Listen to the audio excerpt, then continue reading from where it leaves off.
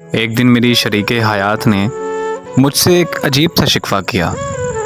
کہنے لگی کہ آپ بڑے ظالم ہیں، ہماری شادی کو آج 8-9 سال گزر گئے، لیکن آپ نے مجھے کبھی میکے میں رات نہیں گزارنے دی۔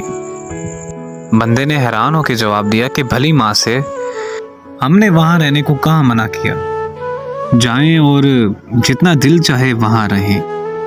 وہ خوش ہو کے بولی، ٹھیک ہے، اگلے 2 دن میں میکے میں ہی رہوں گی، لیکن آپ کا ناشتہ، آفس کی تیاری، دوپہر اور رات کا کھانا کون بنا دے گا آپ کو؟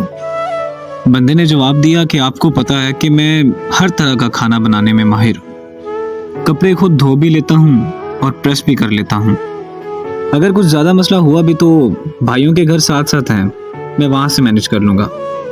ہاں آپ ریلیکس رہیں اور سکون سے میکے جائیں۔ کچھ متفکر نظر آتے ہوئے بولیں، چلیں ٹھیک ہے۔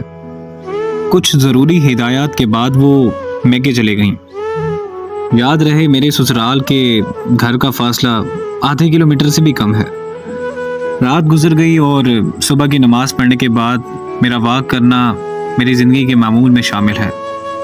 واک کرنے کے بعد بندہ ناشتہ بنانے کا سوچ ہی رہا تھا کہ اچانک دروازے پر دستک ہوئی۔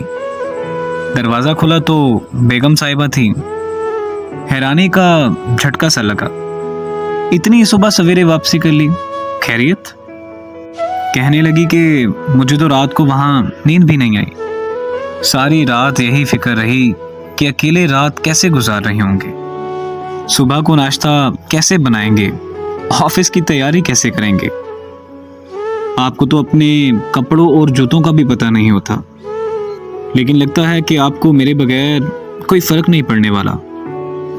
کتنے سکون سے مسکرائے جا رہے ہیں، ساتھ ساتھ ناشتے کی تیاری بھی جاری تھی۔ میں نے کہا، سچ بتاؤں؟ وہ بولی، ہاں بتائیں۔ نیند تو مجھے بھی نہیں آئی،